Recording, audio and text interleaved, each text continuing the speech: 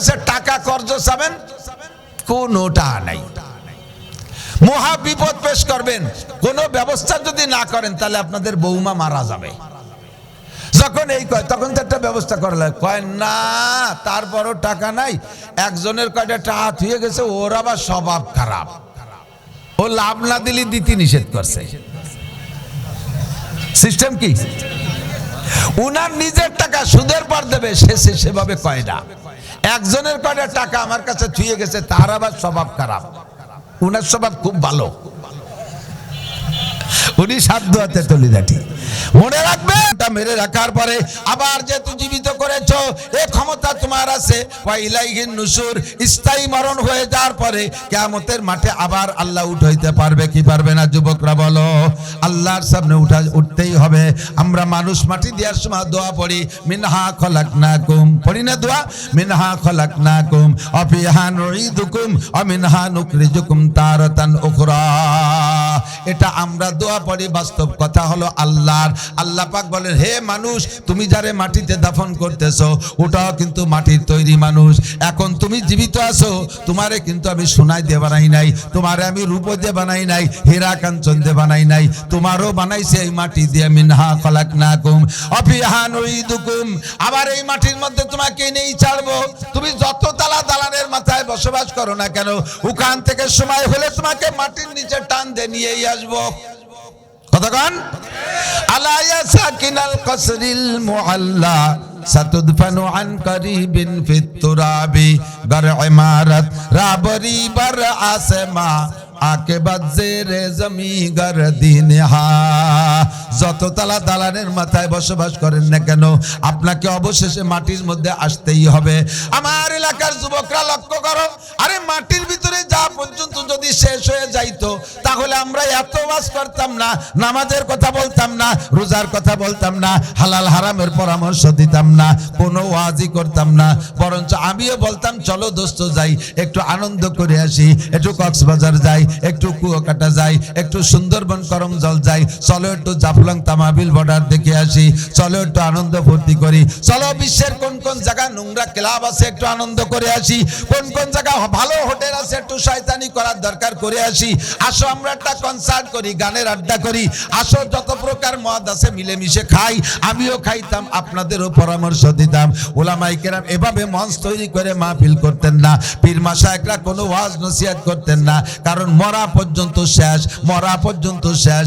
যদি শুধু মরা পর্যন্ত শেষ হইতো তাহলে এত কিছু আর বলতাম না, কিন্তু সমস্যা হলো মরা পর্যন্ত শেষ না।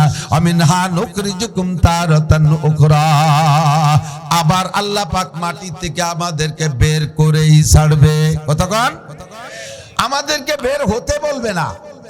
খেয়াল করেন, আল্লাহ পাক হাসরের মাঠে বলবে না যে কে কোন জায়গা মারা গেছিস, আমি তো তালাশ করে পাচ্ছি না, সেই আদমের থেকে মরা শুরু হয়েছে, আগানে বাগানে খাল কুয়োর মধ্যে কিনা কোনে মরছে, আমেরিকা থেকে জাপান পর্যন্ত কারে কোন জায়গা বাঘে ছাগলে খেয়ে ফেলাইছে তালাশ করে পাচ্ছি না।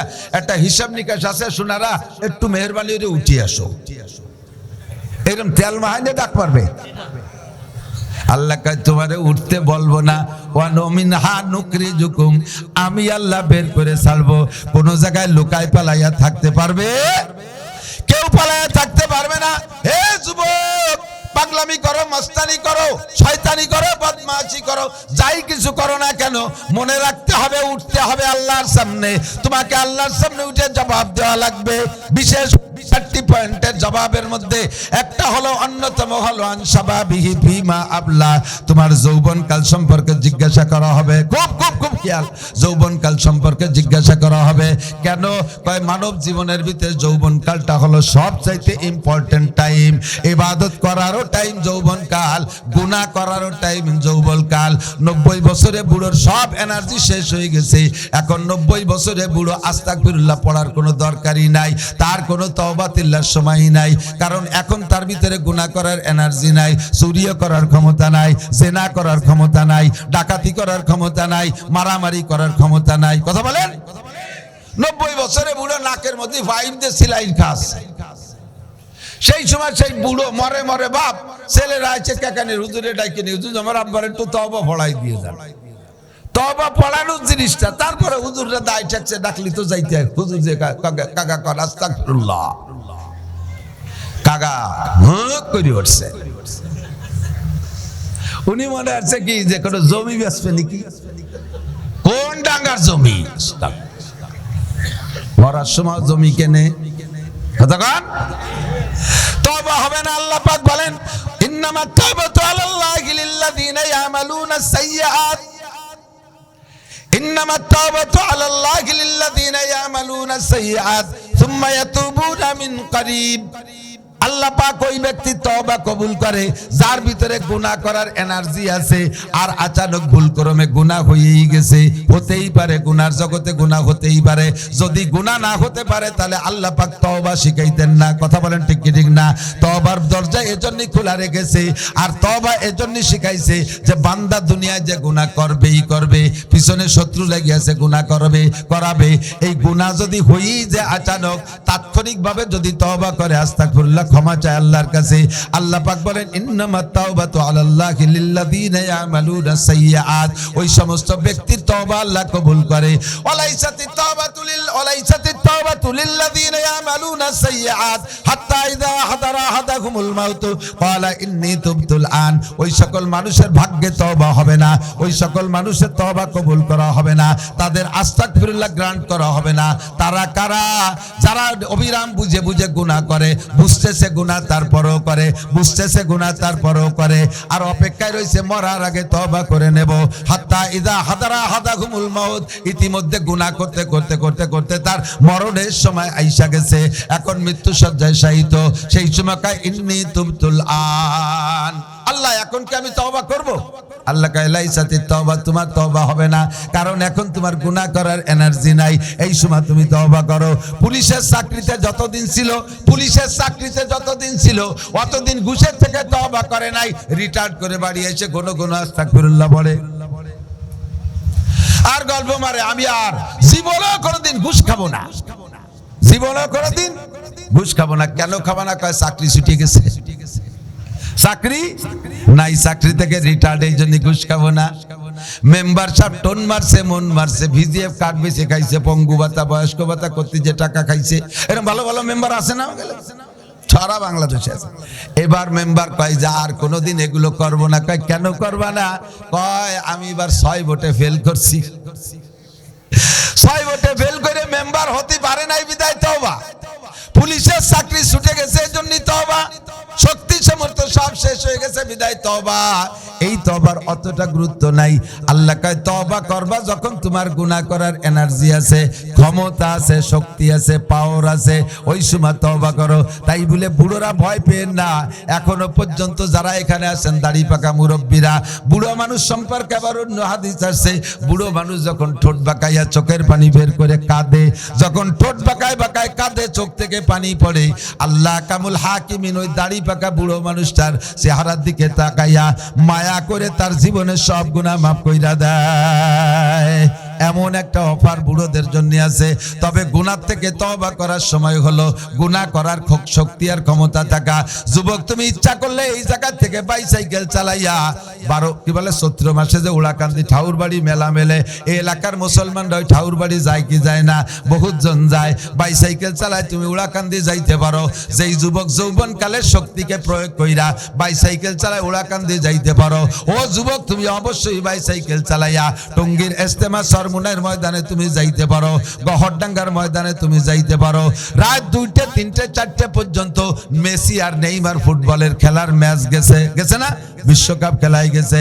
এই এলাকার কোন যুবক যে একটা খেলাও মিস করছে বলে আমার মনে হয় না, যতক্ষণ পর্যন্ত রোগে ব্যাধিতে বিছানায় না পড়ে গেছে। রাত 2টার সময় তুমি ফুটবল খেলা দেখবা, কনকনে শীতের রাত্রে ফাঁকা জায়গায় টেলিভিশন সামনে করে দাঁড়িয়ে আছো। এই ক্ষমতা তোমার। নারীদের পরিচয় নেন, হুন্নাজ জুনাত কুল্লু কুল্লুহুন্না উম্মাতুক, এই সব মহিলারা আপনারই উম্মত, অন্য কোন নবীর উম্মতরে আপনাকে দেখানো হচ্ছে না, আপনারই উম্মত। এদের দোষ কি? কয় হুন্না জুনাত, এরা ব্যভিচারিণী নারী, পয়সার লোভে জিনা করেছে, আনন্দ ফুর্তিতে জিনা করেছে, দেহ ব্যবসা করে তারা বিভিন্ন ভাবে আনন্দ ফুর্তি করে পয়সা কামাই করেছে। এই সকল নারীদের বিচার, এরা তওবা করে মরে নাই, দুনিয়ার থেকে তওবা করে নাই। অ্যাক্সিডেন্ট হতেই পারে, সাথে তওবার দরজা খোলা আছে। জিন্দেগিতে অ্যাক্সিডেন্ট হতেই পারে, নফসে শয়তানের ধোঁকায় পড়া, কিন্তু তওবা করলে আল্লাহ এই বিচারের থেকে মাফ করে দিবেন। এরা তওবা করে নাই, ওই নিশায় থাকতে থাকতে তাদের মরণ হয়ে গেছে। তাই কোটি কোটি বছর তাদের বিচার হবে, এমন করে তাদের শরমগাতে পুঁজ বের হতে থাকবে। খাচ্ছে যারা, তারা কারা? জিব্রাইল। জিব্রাইল বললেন, হুজুর তারা আপনার উম্মত। তাদের মধ্যে দুইটা দল, এক দল হুমুজ জানি, ওরা ব্যভিচারী জিনাখোর। এইভাবে জিনার নিশায় থাকতে থাকতে, অন্যায় করতে করতে করতে করতে বিনা তওবায় মারা গেছে। তাই তাদের বিচার এমন, তারা নারীদের শরমগাতে বের হওয়া পুষ পান করবে।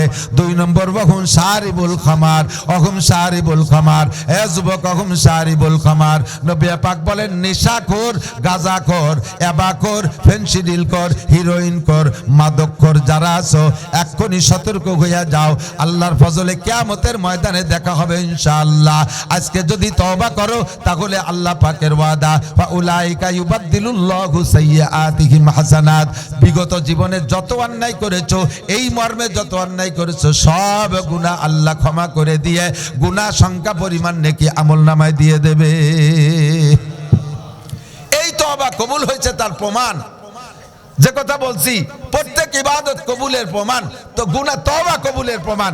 যে গুনাহ থেকে তওবা করেছেন, এই গুনাহ যদি আর না করেন, তাহলে বুঝবেন তওবা কবুল হয়ে গেছে। আজকে থেকে আমি কি এই গুনাহটার থেকে তওবা করতে পারি? একটু তওবা করতে পারি? সবাই মিলে একটু হাত দেখাই, কারণ সবাই তো মদ গাঁজা খায় না, বিভিন্ন গুনাহ তো সবাই করি। পড়ি আস্তাগফিরুল্লাহ, আস্তাগফিরুল্লাহ, আস্তাগফিরুল্লাহ রাব্বি মিন কুল্লি যামবি ওয়া আতুবু ইলাইহি, লা হাওলা ওয়ালা কুওয়াতা ইল্লা বিল্লাহিল আলিয়্যিল আযীম। আল্লাহ, আমি আমার এলাকার জনগণ নিয়ে হাত তুলেছি, আমাদের তওবা তুমি কবুল করো। জোরে বলেন আমিন। রব্বানা তাকাব্বাল মিন্না ইন্নাকা আনতাস সামিউল আলিম ওয়া তুব আলাইনা ইন্নাকা আনতাত তাওয়াবুর রহিম। আল্লাহ, তুমি আমার ইবাদত বন্দেগী কবুল করো, আমার তওবা কবুল করো। যারা সুদের মধ্যে আছেন, আমার দিক সুদের কারবারের মধ্যে যারা আছেন, সুদ দিচ্ছেন অথবা সুদ খাচ্ছেন, সুদখোর আছে না নাই? কথা কোন আছে? পাবলিক সুদখোর আর সুদ যারা খায়, এদের সিস্টেম আলাদা। ওদের কাছে টাকা কর্জ চাবেন, কোনো টাকা নাই। মহা বিপদ পেশ করবেন, কোনো ব্যবস্থা যদি না করেন, তাহলে আপনাদের বৌমা মারা যাবে। যখন এই কয়, তখন তো একটা ব্যবস্থা করা লাগে। কয় না, তারপরও টাকা নাই। একজনের কয়টা টাকা হয়ে গেছে, ওর আবার স্বভাব খারাপ, ও লাভ না দিলে দিতে নিষেধ করছে। সিস্টেম কি? উনার নিজের টাকা সুদের পর দেবে, সে সেভাবে কয় না। একজনের কয়টা টাকা আমার কাছে ছুঁয়ে গেছে, তার আবার স্বভাব খারাপ, উনার স্বভাব খুব ভালো, উনি সাধ্য হাতে তলি দাঁটি। মনে রাখবেন, ভালো করে মনে রাখবেন, কিয়ামতের ময়দানে যে জিজ্ঞাসাগুলো হবে স্বভাব। 2 নম্বর 3 নম্বর জিজ্ঞাসা, আন মালিহি, মাল সম্পর্কে জিজ্ঞাসা করা হবে। মিন আইনা ইকতাসাবা ফিমা আনফাকা, কোত্থেকে কামাই করেছো, কোথায় খরচ করেছো। আপনি বলবেন, আল্লাহ আমার ইনকামের মধ্যে কোনো সমস্যা নাই। তুমি শুনলে আশ্চর্য হয়ে যাবা, আল্লাহরে ভুলো বলা দিচ্ছে। কদি কিভাবে কামাই করেছে? শেষ রাত্রে উঠে তাহাজ্জুদ পড়ছি, ফজর পর্যন্ত 12 তাসবিহ জিকির করছি, মুনাজাত করতে করতে আজান দিয়েছে। ফজরের নামাজের সুন্নত ঘরে পড়া সুন্নত কেখানে রুজু করেছিল, সেই থেকে আমি ঘরেই সুন্নত পড়ি, এবং প্রথম রিকাতে কুলিয়া, দ্বিতীয় রিকাতে কুলহু, এই দিয়েই সুন্নত পড়ছি। এরপরে জামাতে নামাজ পড়ছি, জামাতে নামাজ পড়িয়ে বাড়ি চলে আসিনি, 2.5 ঘন্টা দাওয়াতের মেহনত করছি। এরপরে আবার সরমুনের হুজুরের কাছে মুরিদ ছিলাম, সেজন্য আধা ঘন্টা হুজুরের দেওয়া ওজিফা জিকির ও ফজরবাদ করছি। এরপরে ইশরাকের নামাজ পড়ে বাসায় আসি, আইসে দেখি যে বাসায় রান্না হয়ে গেছে। এক দস্তারখানে এক প্লেটে ফ্যামিলির 4 জন সদস্য সুন্নতি তরিকায় খানা খাইয়া রিক্সা খান, ভ্যান খান, অটো খান নিয়ে বেরোইছি। সারা দিন ভরে ভ্যান চালাইছি, রিক্সা চালাইছি, কাহারও কেউরে কষ্ট দিয়ে ধোকা দিয়ে পয়সা নেই। নামানোর পরে যে যাদেছে তারপর শুকর আদায় করছি। আর আজান হওয়ার পরে একটা প্যাডেল মারি নেই কোনোদিন। আজান হওয়ার সাথে সাথে ভ্যান, রিক্সা, অটো যা চালাইছি দাঁড় করে দিয়ে জামাতে নামাজ পড়ছি। এভাবে 5 ওয়াক্ত নামাজ, ঈশার নামাজ পড়িয়ে বাসায় আইসা নামাজ পড়িয়ে এরপরে সূরা ওয়াকিয়া আর সূরা মুলুক পড়ে রাতের খানা আবার সুন্নতি তরিকায় খাইয়ে এরপরে ঘুমাইছি। এই হলো আমার জীবনযাপন, ইনকামের পদ্ধতি এই ছিল। আল্লাহ ভ্যান চালাইয়া রক্ত পানি করা টাকা, বলো আমার এর মধ্যে কোনো সমস্যা আছে? আল্লাহকে ইনকামের ব্যাপারে golden A plus, thank you, okay, কোনো সমস্যা নাই। খরচ করছো কোথায় একটু কও। কয় যে তো ভাবছিলাম যে তুমি ইনকাম শুনে থামিয়ে যাবো, আবার খরচের কথা শুনলে ওই জায়গায় একটু সমস্যা আছে। ওই শনিবারে ব্যারাকের কিস্তিতে টাকা কয়টা দিয়ে দিছি, গ্রামীণ ব্যাংকের কিস্তিতে টাকা কয়টা দিছি। আল্লাহকে ফিটি সালা বান্ধ।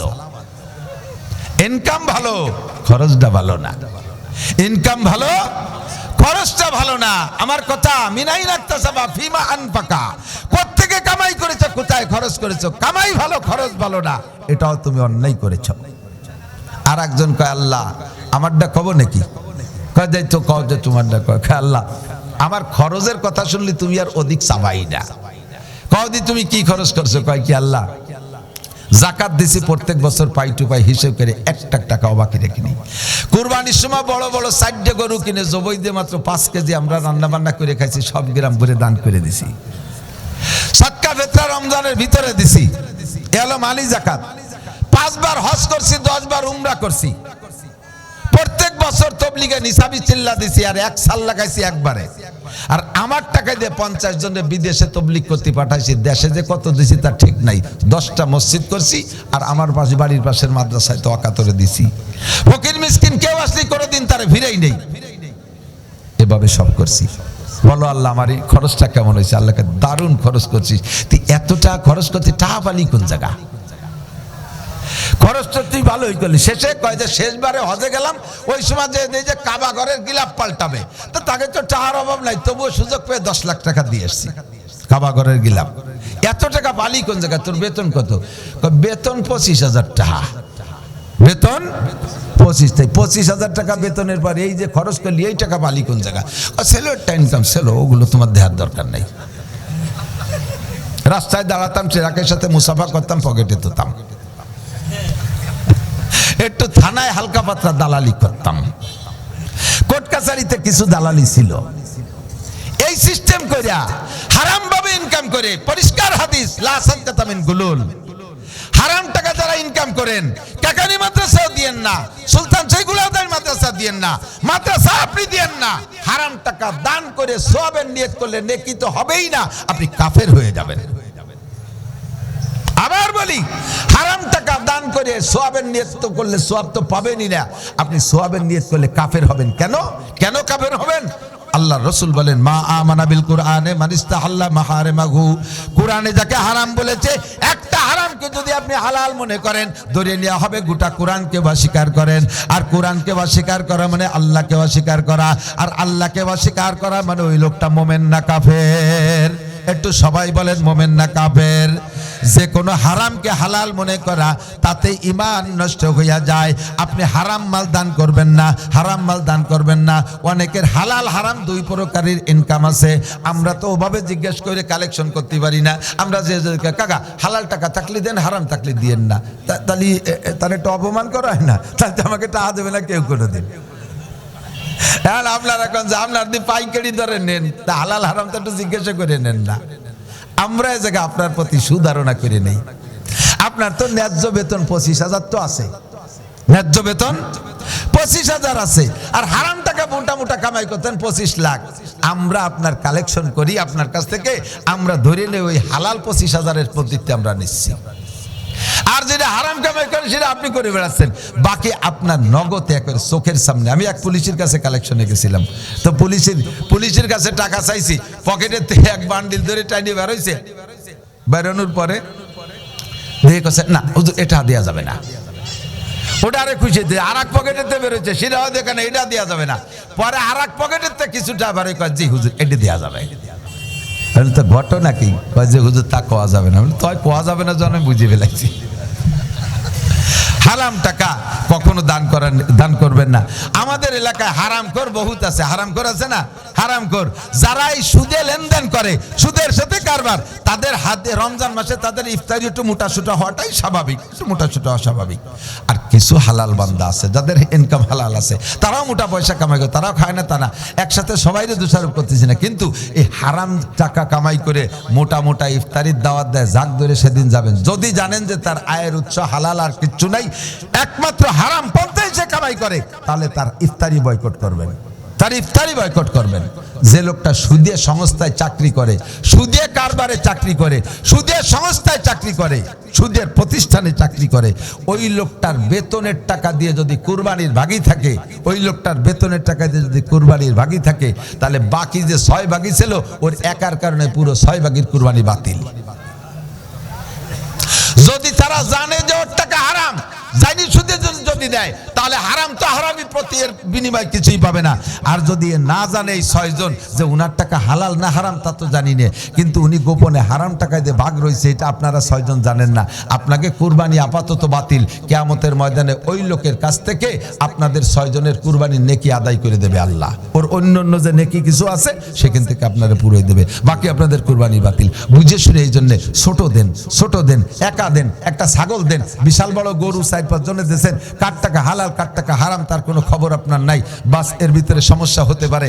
এই জন্য আপনি ছোট দেন, একা দেওয়ার চেষ্টা করেন। একটা গাই দেন, কে কি বলে মগলা একটা গাই দিছে, আরে আমি আমার মগলা গাড়ির মধ্যে 30,000 টাকা, 30,000 টাকায় 100% হালাল, 100% হালাল। তুই ব্যাঙ্গাবি আর ব্যবসাবি হতে আমার কিছু আসে যায় না, কথা কোন ঠিক না। হালাল উপার্জন থেকে আমি সদকা করব। যা বলতে চাইছি সেটা হলো আন মালিহি মিনাইন ইকতাসাবা ফি মান ফাকা। সুদে কারবার যারা করতেছেন আজই তওবা করেন, আজই তওবা করেন। সুদে কারবারের মধ্যে যারা আছেন, দিচ্ছেন বা নিচ্ছেন, যদি তওবা না করেন তাহলে কয় প্রকারের গুনাহ জানেন? সুদের ভিতরে 70 প্রকার গুনাহ। নবী আলাইহিস সালাম বলেন আর রিবা 70 জুজআ, সুদের 70টা স্তর আছে। ফাআলাহা, 1 নম্বর সবচেয়ে বড় সুদের 1 নম্বর গুনাহ হলো হারবুম বিল্লাহি ওয়া রাসূলিহি, আল্লাহ আল্লাহর রাসূলের সাথে যুদ্ধ করার গুনাহ। একজন মানুষ আল্লাহ আল্লাহর রাসূলের সাথে যুদ্ধ করার ক্ষমতা রাখি না। নমরুদ আল্লাহর সাথে যুদ্ধ করতে যে ব্যর্থ হয়েছে, ফিরাউন খোদাই দাবি করতে যে মার খেয়েছে, সাদ্দাত খোদাই দাবি করে মার খেয়েছে, আল্লাহর সাথে যুদ্ধ করে কেউ টিকতে পারে না, আমি আপনিও পারবো না। 1 নম্বর গুনাহ হলো আল্লাহ আল্লাহ রাসূলের সাথে যুদ্ধ করা। আর সবচাইতে ছোট্ট গুনাহ, আমার ভাই বন্ধুরা, আমার দেশের মানুষ, একেবারে ইম্পর্টেন্ট কথা মনে রাখবেন, সবচাইতে ছোট্ট গুনাহ যেটা 70 নম্বরের ছোট গুনাহ, মাঝের গুলো হাদিসের মধ্যে আসে নাই, সবচেয়ে বড়টা বললেন আল্লাহ আল্লাহ রাসূলের সাথে যুদ্ধ করা। আর 70 নম্বরের ছোট গুনাহ সুদখোর এবং দাতা, সুদখোর এবং দাতা উভয়ের জন্য 70 নম্বরের ছোট্ট গুনাহ হলো আপন মায়ের সাথে জিনা করা।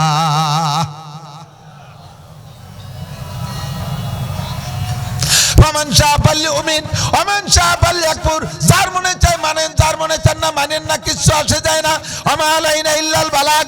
আপনারা আমার আপন, আমি আপনাদের আপন। কিয়ামতের ময়দানে বলবেন আল্লাহ, আমরা তো আমাদের হুজুরের বয়ান শুনতাম, বিদেশি হুজুর ছাড়া বয়ান শুনতাম না এমন না, আমাদের হুজুরের কথাও শুনতাম। অন্য জায়গার হুজুররা ভয়তে ভয়তে অনেক কথা বলতো না, আমাদের হুজুর যা বলতো তা তো শুনতাম। তাই আমি আপনাদের অভিযোগ থেকে বাঁচার জন্য আমার জিম্মাদারি আমি খালাস করে গেলাম। ওয়া মা আলাইনা ইল্লাল বালাগ। যার মনে চায় মানেন, যার মনে চায় না মানেন না। হারাম করে দোয়া কবুল হয় না।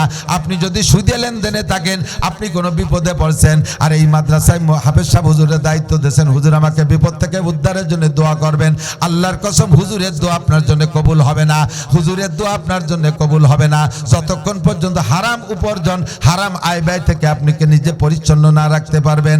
আমাদের দোয়া কবুল না হওয়ার কারণ এইগুলোই। কোরআনে কারীমের ভিতরে আল্লাহু আকবার, আল্লাহ বলেছেন উদউনি আস্তাজিব লাকুম, দোয়া করো দোয়া কবুল করব। এত দোয়া করি দোয়া কবুল হয় না, কারণ কি? অন্যতম কারণ হলো 90% মানুষের রিজিক হারাম।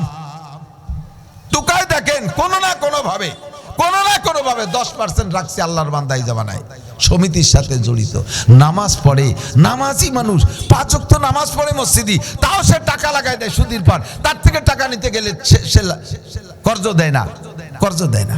আর কর্জ দেবেই বাকি। আর একটা কথা এসে গেছে, কর্জ নিলি তার টাইম মতো শোধ দেয় না, এই হলো আর এক জ্বালা। আমার মনে হয় সুদে কারবার বাড়ার কারণ এটা একটা কারণ। যে কর্জ নিলি টাইম মতো দেয় না, ঠিক আছে তোর কাছে যে কয় বছর দরকার হয় থাক, মাসে 1000-100 টাকা দিস। এই সুদে বুঝাবো আর বলতে যথা তাড়াতাড়ি পরিশোধ করতে চাই, তবে এটাও এই কৌশলও জায়েজ নেই। এর থেকে তওবা করব। আপনি আজকে তওবা করেন সুদের থেকে, লেনদেন থেকে, আপনার তওবা কবুল হয়েছে প্রমাণ যদি জীবনে আর কোনোদিন এই সুদে কারবার না করেন। ও যুবক, আর একটা কথা বলে শেষ করে দেব, তামুতুনা কামা তাহয়াউন ওয়া তুহশারুনা কামা তামুতুন। তোমার জীবনযাপন যেমন হবে মরণ তোমার তেমন হবে, জীবনযাপন যেমন হবে মরণ তোমার তেমন হবে।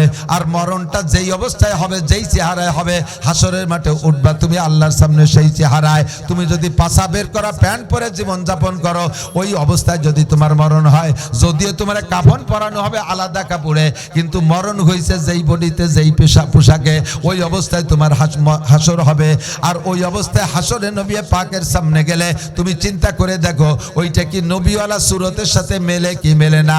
তাহলে যদি না মেলে, তাহলে অবশ্যই তোমাকে নবী সুপারিশ করবে না। দাড়ি কাটা অবস্থায় জীবনযাপন, দাড়ি কাটা অবস্থায় তোমার মরণ, দাড়ি কাটা অবস্থায় জীবনযাপন, দাড়ি কাটা অবস্থায় তোমার মরণ। ওই অবস্থায় দাড়ি কাটা অবস্থায় হাসরের মাঠে উঠবা। যত বেদাড়ি মুসলমান আছে, একজনকে আল্লাহ নবী প্রথম চান্সে সুপারিশ করবে না। শুধুমাত্র দাড়ি কাটার গুনার কারণে, শুধুমাত্র দাড়ি কাটার গুনার কারণে 50 আলফা সানা, 50,000 বছর অতিরিক্ত জাহান্নামে পোড়া লাগবে। 50,000 বছর অতিরিক্ত জাহান্নামে পোড়া লাগবে। একটু বিশ্বাস করেন বাবা, একটু বিশ্বাস করেন আমার ভাইয়েরা, একটু বিশ্বাস করেন আমার বাপ চাচারা। অনুরোধ করি, হাতে ধরি পায়ে ধরি, দাড়িতে সম্মান বাড়ায় ছাড়া কমায় না।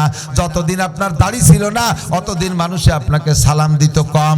যখনই দাড়ি রাখবেন যুবক মানুষ, মানুষের মুসলমান হিসেবে চিনতে সহজ। আগ সাক্ষাতে আপনাকে একটা সালাম দেবে কি দেবে না? প্যান্ট শার্ট টাই কোট পরা অবস্থায় আপনাকে সম্মান শ্রদ্ধা করে না, সালাম দেয় না। আর আপনি জামা জুব্বা সুন্নতি পোশাক থাকলে আলেম উলামারা পর্যন্ত আপনারে সালাম দেবে, সাধারণ পাবলিকে আপনারে সালাম দেবে। আর সালামের মানে হলো আল্লাহর কাছে রহমতের দোয়া, আসসালামু আলাইকুম ওয়া রাহমাতুল্লাহ। আল্লাহর পক্ষ থেকে আপনার উপরে শান্তি আর রহমত আর বরকত নাজিল হোক, এমন একটা দোয়া পাইতেছেন সুন্নতের বদৌলতে। কথা কন। এবার দাড়ি রাখবেন, দাড়ির পরিমাণ কতটুক? ছোট ছোট দাড়ি দাড়ি না, ছোট ছোট দাড়ি দাড়ি না। দাড়ি রাখার নিয়ত করার পরে এক মুঠ হওয়ার আগে যদি দাড়িরে সাইটে ফেলেন, চাচার চাইতে বেশি গুনাহ। এক মুঠ হওয়ার আগে যদি দাড়িরে সাইটে ফেলেন, চাচার চাইতে বেশি গুনাহ। কারণ যে চাচে সে গুনাহ মনে করে চাচে, আর যে ছোট্ট ছোট্ট দাড়ি রাখে সে দাড়ি, যা দাড়ি না তারে দাড়ি মনে করে। অর্থাৎ যা সুন্নত না তারে সুন্নত মনে করে, যা সুন্নত না তারে সুন্নত মনে করা, এইটা সুন্নত তরকের চাইতে বড় অপরাধ। এজন্য দাড়ি যারা রাখছি পরিমাণ মতো লম্বা রেখে ফেলবো, সুন্নতি পোশাকের পাবন্দি করব। এসব কথার পর আমলে আনার জন্য সহজ একটা পদ্ধতি, সহজ একটা পদ্ধতি বলবো। এইসব কথা এক রাত্রে শুনছেন, আমারও বলতে ভালো লাগতেছে, নিজেদের মানুষ শুনতে আপনাদের ভালো লাগছে, যে ভালো লাগা পর্যন্ত শেষ করা যাবে না, এটারে আমলে আনতে হবে। এবার এগুলো সব ডায়াগনোসিস করলাম। এবার ডিসপেন্সারি চিনেই দে, ওষুধ কিনে খাবেন আপনি। ডিসপেন্সারি কি? দুইটা কথা মনে রাখবেন। একটা হলো হক্কানি, কোন হক্কানি রব্বানি আমল বলা কোন পীরের সাথে সম্পর্ক রাখা।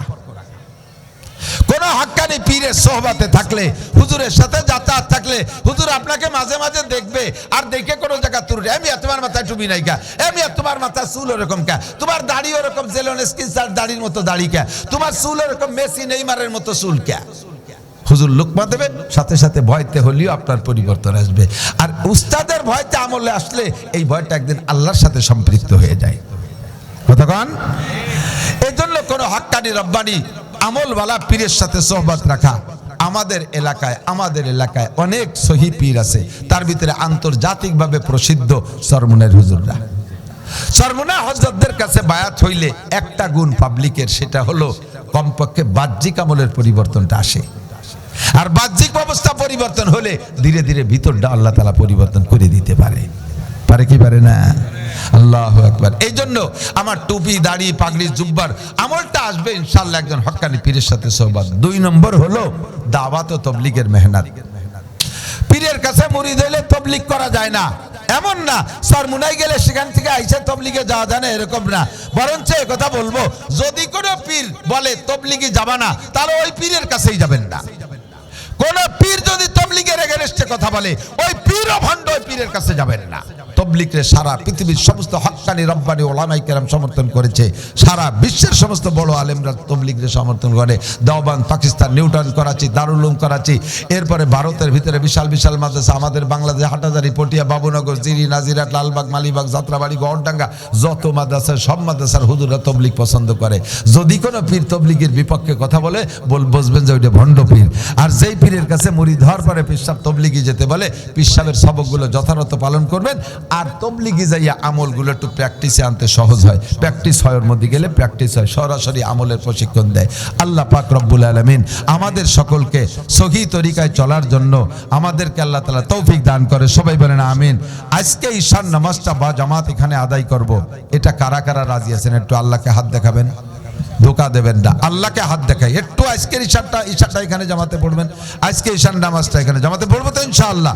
বড় জামাতে, মুবারক জামাতে নামাজ হবে। আর আমরা স্থানীয় যারা তবলিগ করে তাদের সাথে সম্পর্ক রাখবো।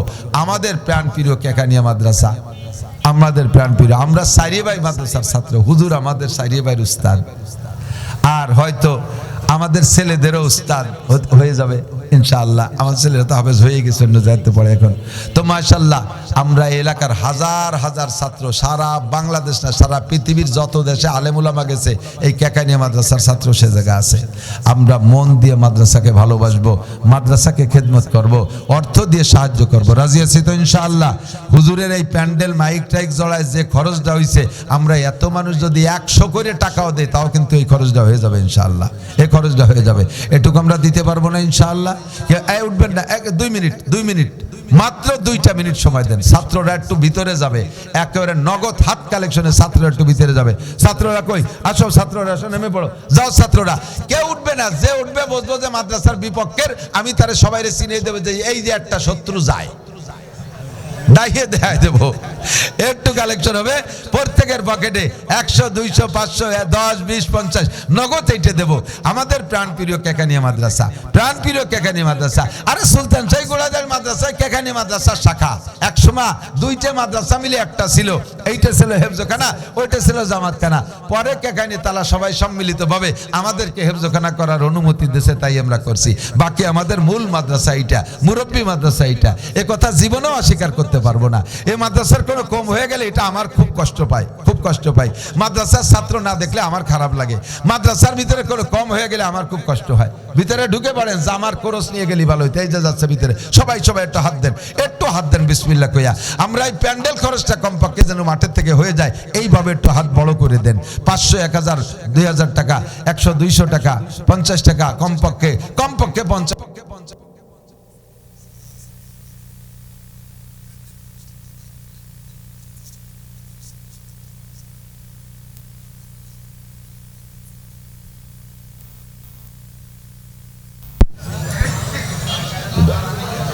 কোন জায়গা?